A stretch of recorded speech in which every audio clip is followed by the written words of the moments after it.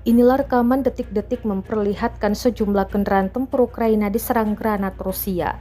Rekamannya beredar di Telegram pada Rabu 4 Desember 2024. Dalam keterangan unggahan disebutkan, Rusia memamerkan rekaman penghancuran kendaraan tempur yang ditinggalkan oleh angkatan bersenjata Ukraina dan personel militer Ukraina yang bersembunyi menggunakan granat yang dijatuhkan dari drone. Rekamannya pun menuai berbagai komentar dari warganet.